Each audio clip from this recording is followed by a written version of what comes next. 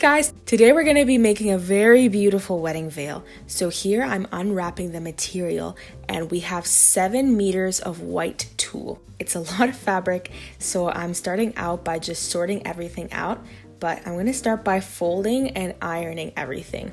This is going to prepare everything because I'm going to be shaping the bottom. Of course, tulle and this material comes in a big flat rectangle, and my goal is to make everything nice and rounded, so that is what I'm working towards. Here I'm pinning all this material and I'm going to work on hemming it and making it nice and round.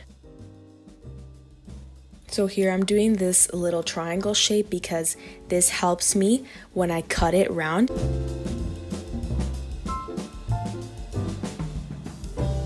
And as you can see, I'm using my French curve ruler, and eventually this is going to help me cut and shape everything. So I'm starting here with the corners, and remember that when you're doing corners you want perpendicular lines. That's why it was a bit straight at the edge, but as you can see, I'm gliding the material over, and now I'm using the curved side of my ruler to start working on the round curved hem of the veil.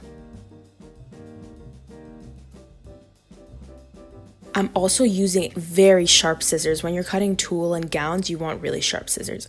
So this right here is the lace. It's very beaded, it's very beautiful. And right here, I'm using my scissors to cut this material. Why am I doing this, you ask? Well, the lace is straight and 2D, but the veil is going to be 3D, cone-shaped and round, right? So when you cut the lace like that, it allows it to fold better. So that's why I'm doing that. And I'm also using pins to secure it to the edge of the lace.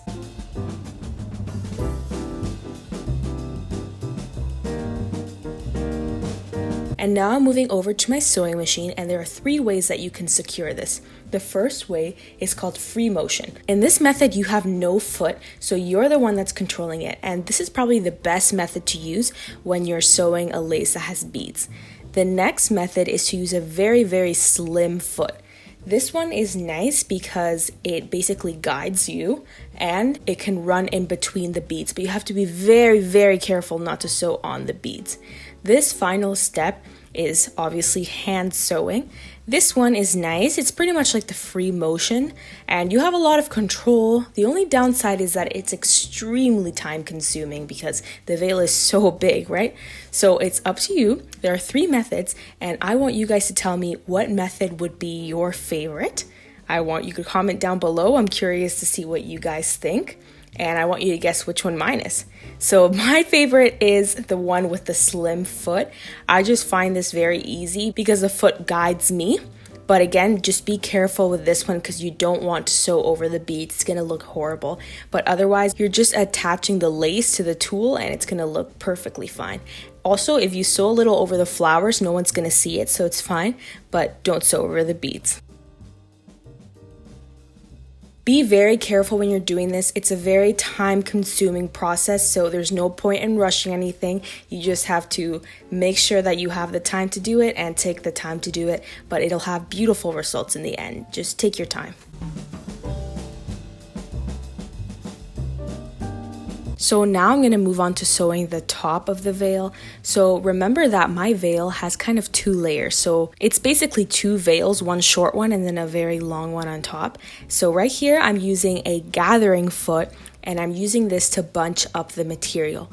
If you can see closely, I'm putting my hand behind the foot and this is going to help squeeze and bunch everything together. Originally, this part was 120 inches wide, but you're going to see by the end of this just how small it gets when I use the gathering foot.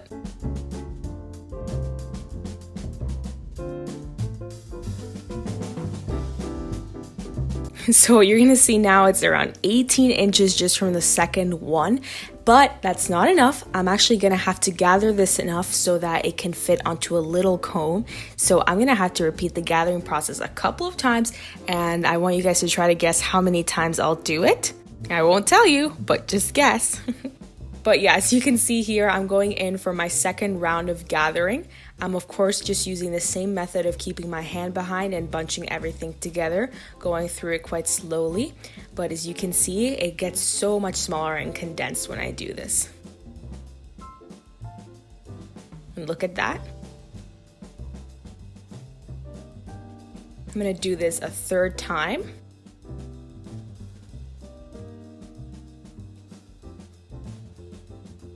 Look at that. And I'm gonna do it a fourth time. So if you guessed 4 times for gathering, you were correct.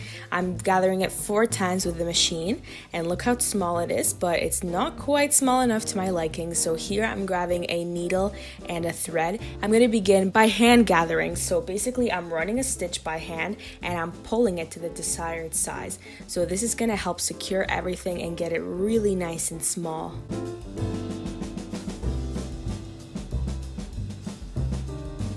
So now I'm measuring everything, and yep, it fits my comb, so everything is all good. Here I'm grabbing an extra piece of tulle, and I'm going to basically wrap this around the top, and it's gonna look nice. You're going to sew this similarly as you would sew a bias. So I'm grabbing the material and I'm going to sew it over that line so that it goes over it. Normally, I would take a bit of extra satin material from the dress and I would sew this, and it looks really beautiful because it's a uniform look. It ties the veil to the dress, but unfortunately in this case I didn't have the dress, so I didn't have the material, and I didn't want to just pick a random satin color because when it doesn't match the dress it looks really horrible. So I just decided to stick to the tulle and it's gonna look nice. So now I'm going to trim the excess material off, and I'm going to use that tulle and I'm going to wrap it above. So make sure that you grab all that material and squeeze it so everything is well tucked in, and then I'm going to sew it and secure it with the sewing machine.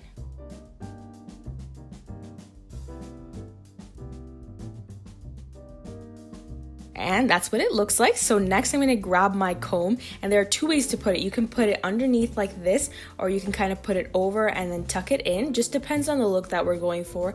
But for today's look, it's going to be underneath. So I'm grabbing some hot glue and I'm going to glue it onto there, and then I'll make sure everything is secure and I'll let that cool. So once it's cool, I'm going in with a needle and a thread, and I'm going to sew it in between each tooth of the comb. This is going to make it look really beautiful, and it's also going to be super secure, so it's not going to go anywhere during the wedding day.